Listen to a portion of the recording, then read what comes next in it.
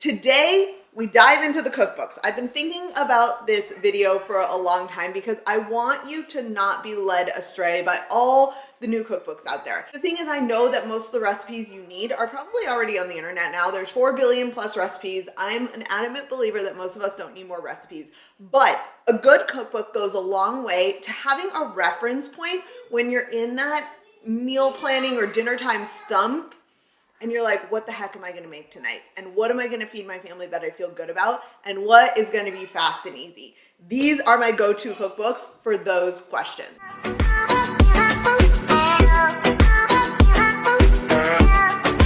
Hello, I am here today despite being mid-curly hair wash because it is the time of the year when I'm recording this that people are probably asking you busy moms what you want for the holidays, and you might have no idea what you want. So I want to help you out.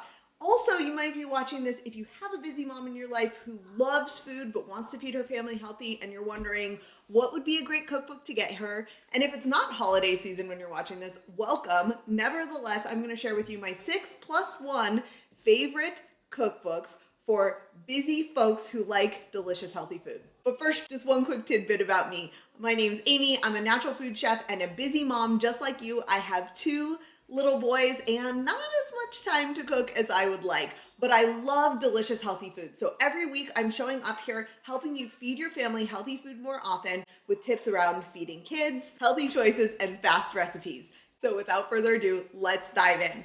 Now, my first one is the only one I don't have in hard copy. I usually often buy cookbooks in e-copy before I buy them in hard copy because I am such a stickler for what goes on my shelf. But this one will be one that I purchase in hard copy because I love it so much.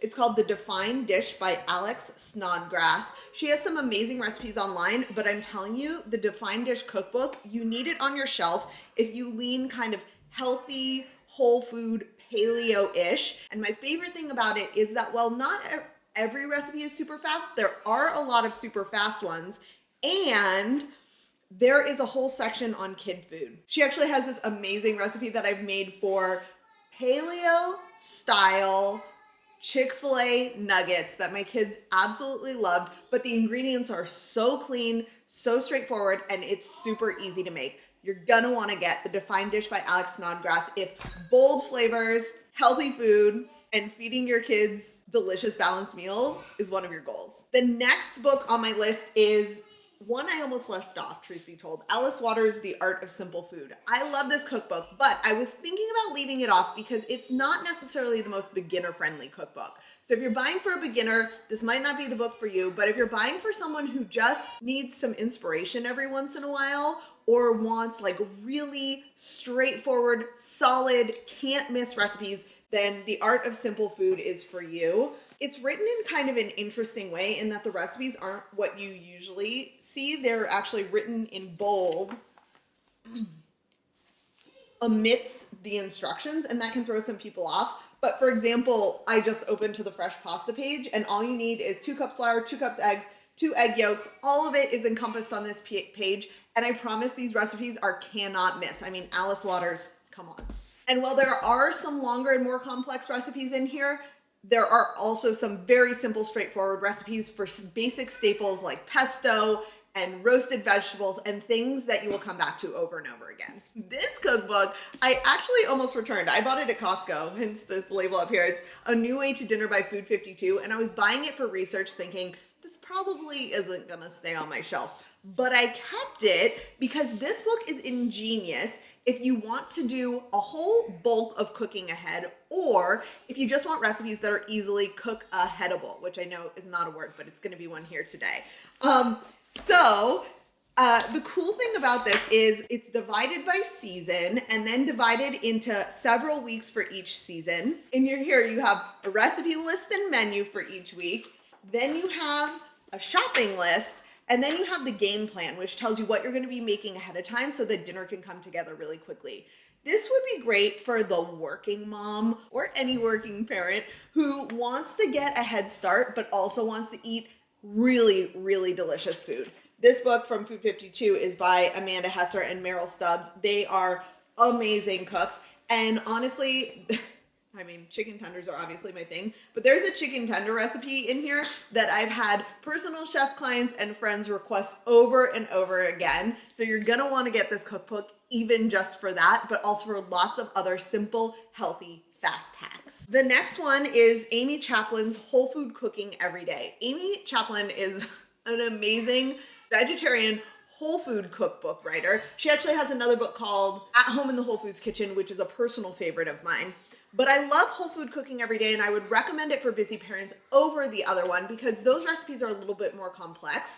The cool thing about whole food cooking every day is it's like a go-to for really simple, basic templates for all kinds of different things. So she has everything from nut butter to gluten-free muffins to vegan muffins, and you can basically just open it up, and if I go to, say, the crackers section, there's seeded crackers, and then there's like a grain-free seeded cracker base recipe along with 3 modifications, and then there's a seeded whole grain cracker recipe with 4 modifications. And once you look at those modifications, most of us would be able to then modify it even further for our own family's taste. So this is like your reference guide for wholesome, nutritious food.